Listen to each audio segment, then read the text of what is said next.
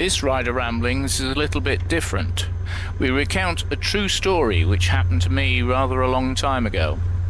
The full story is over 40 minutes long, therefore these are the edited highlights.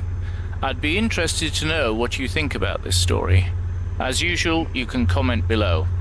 Okay, let's roll the video.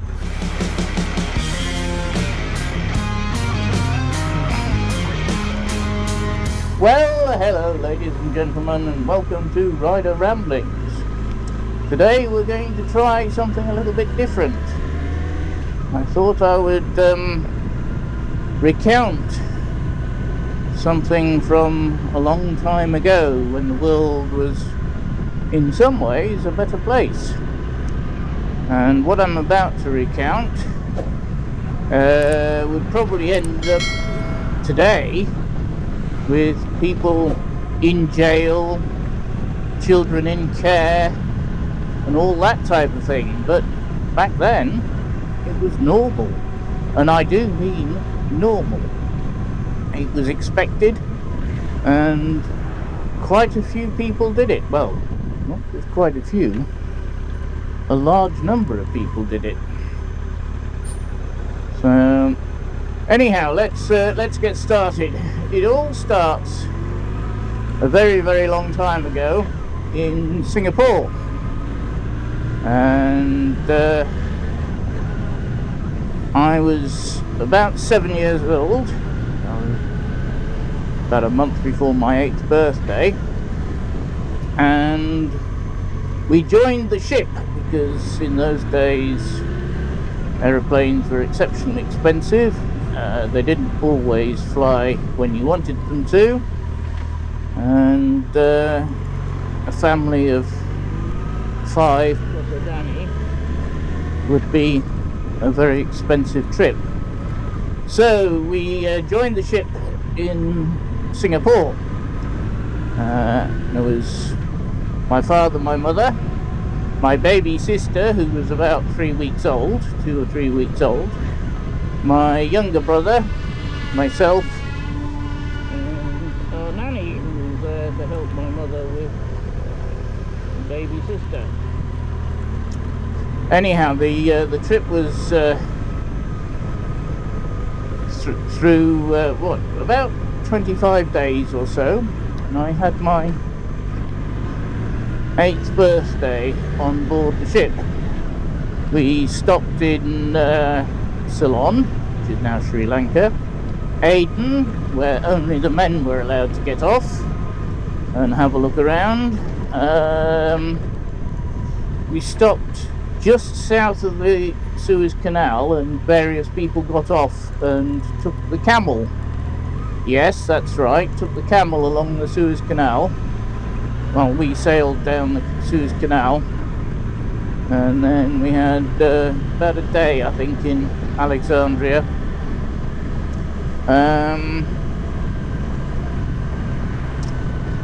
Waiting for the people off their camels. So we bought a number of items from the markets there. We then sailed through the Mediterranean, bunkered in Gibraltar. I had my birthday somewhere in the Mediterranean, not exactly sure where. And then up to Southampton. And after Gibraltar, it definitely got cold because we arrived in Southampton, I think it was about the end of April, the exact date I don't know.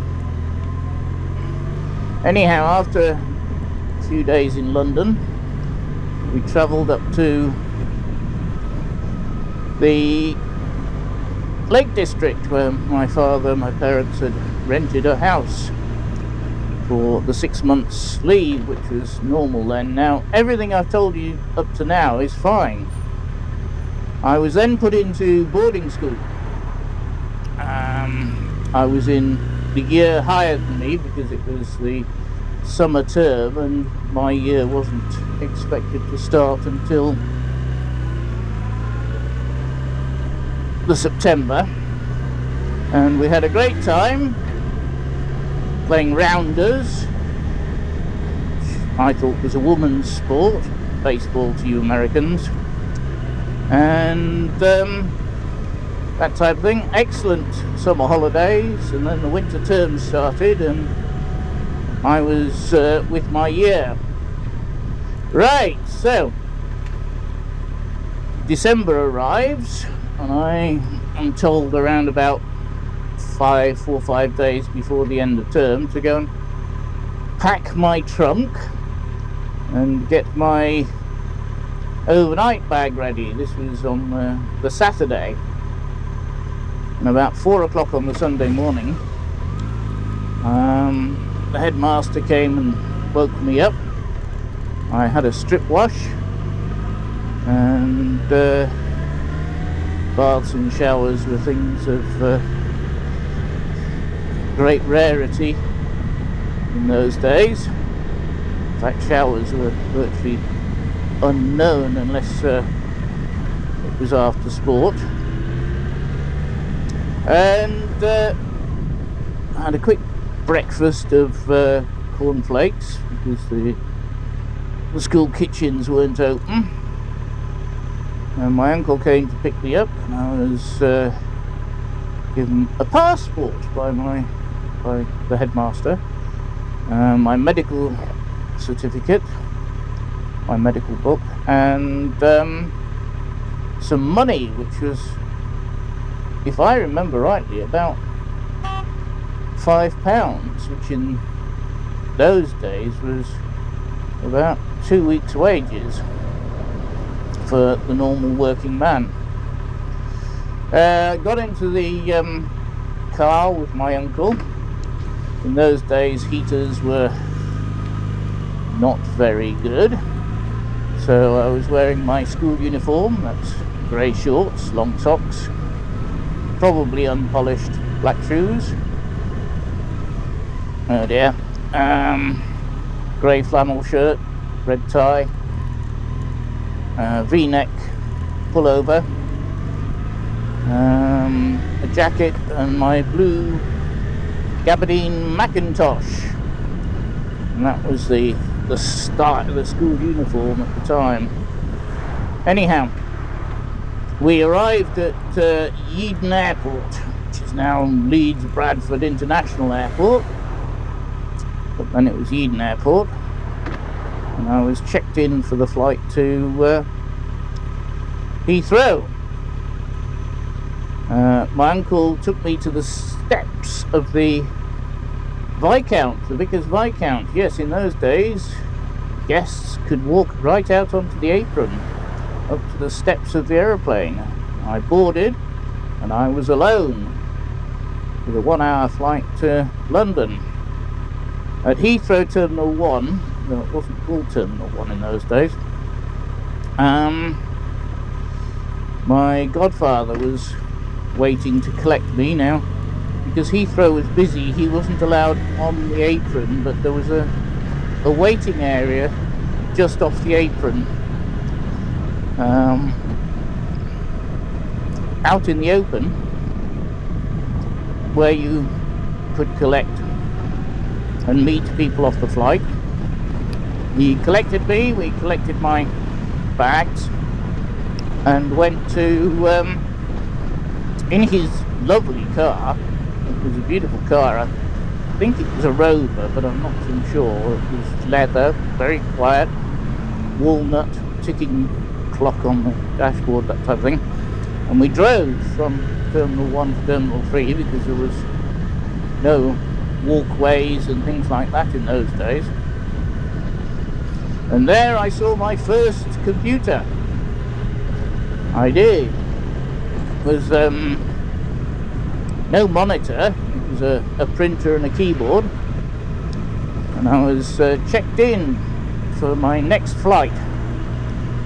Handed my boarding pass, passport, etc. We went upstairs to the restaurant, which was damask tablecloths and this type of thing. It was very nice indeed.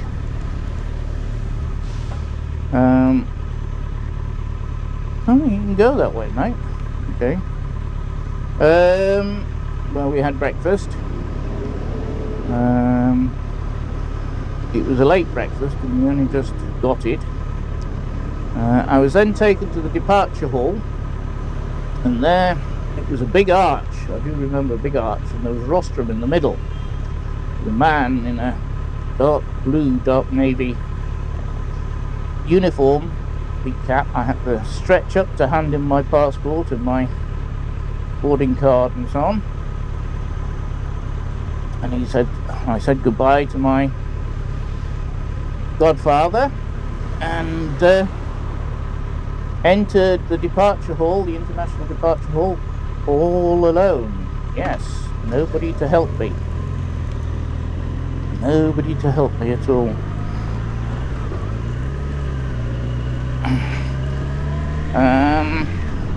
On the left, I seem to remember, there was a bookstore, whether this was a Menzies or a W.H. Smith's or something like that, I can't remember. Anyhow, I spent about 6p on comics. Now 6p, well, I probably spent more like a shilling actually on comics. Now that was double my normal pocket money, my normal weekly pocket money. But it was well worth it. And then I sat down in front of the departure board, the information board. Now this isn't electronic or anything like this. There was a man in a brown coat with a headset putting numbers and letters on the board to indicate the flights and where they were going and that type of thing. There was a tannoy system, and you couldn't really hear what they were saying on the tannoy. So eventually my flight was called after about half an hour or so, and I had to make my way all alone. I was 8 years old, remember, to the departure gate, where a beautiful, and I do mean beautiful, stewardess was in a lovely BOAC uniform, was putting all the details of the flight on a blackboard.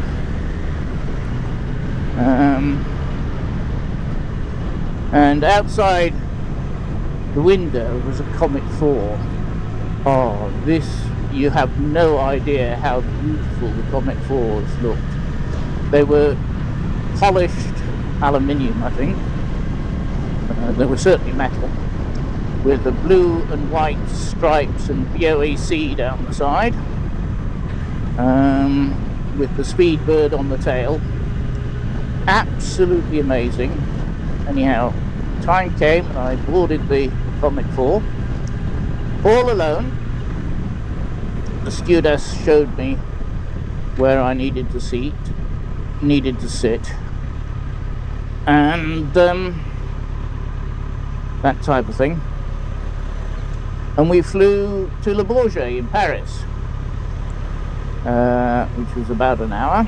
Got off at 𝙑 all alone, walked around the transit lounge in 𝙑 with my transit card. They give you a plastic thingy, what's it? When the time came, was back on the aeroplane, again all alone, nobody to help me, 8 years old.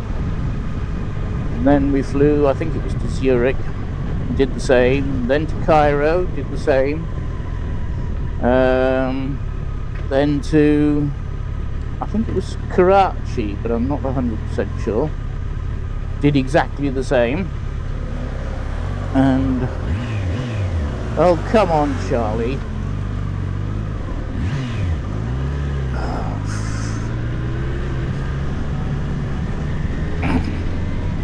And then from Karachi we flew across India to Calcutta, and there everybody had to get off the airplane. It was about 4:30 in the morning, and Calcutta airport had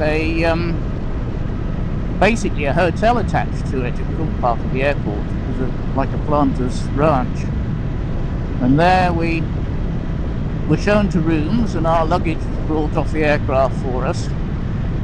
And we were given time to to change and snooze and that type of thing. And at about 7:30, an enormous gong sounded right outside my... oh dear, what's going on here? Outside my room, and this huge Sikh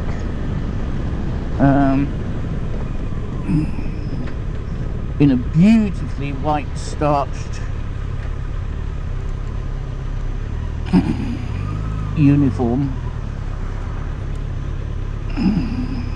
showed me into the restaurant, where we had again damask tablecloths and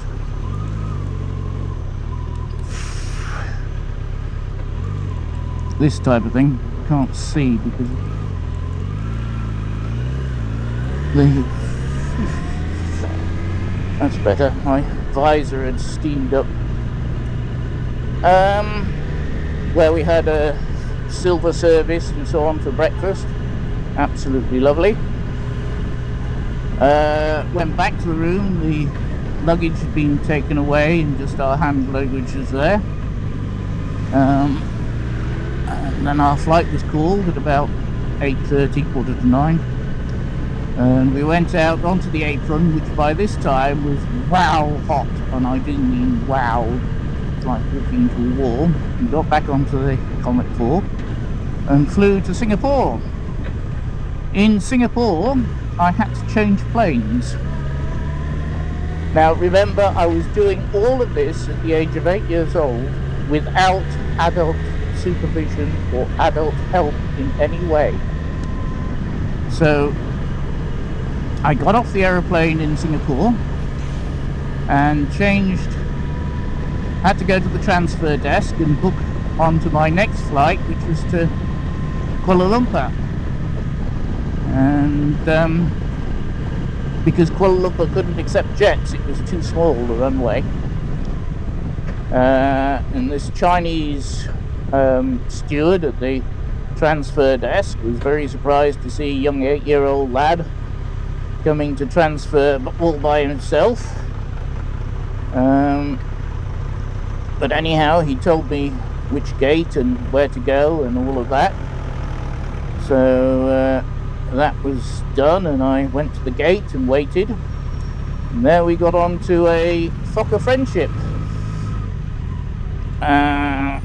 This is probably one of the loudest aeroplanes I've ever flown in, and I do mean very loud. For about a 1.5 to 2 hour flight to Kuala Lumpur, and there I got off with the aeroplane, and there to meet me was my mother and father in the car that they'd bought in London about 8 months earlier. And I spent my Christmas holidays, which was about 3 weeks, with my family in Kuala Lumpur. And then in January, I think it was about the 4th or the 5th, I can't remember, I did the whole thing in reverse. But when I got to London, I actually stayed overnight with my godfather because of the flights. And then he took me to Heathrow Terminal 1 for the flight to Eden Airport, and my uncle was there to pick me up and take me to school. Now, I did this as an 8-year-old boy, all by myself, going into the transit lounges, unaccompanied. I had to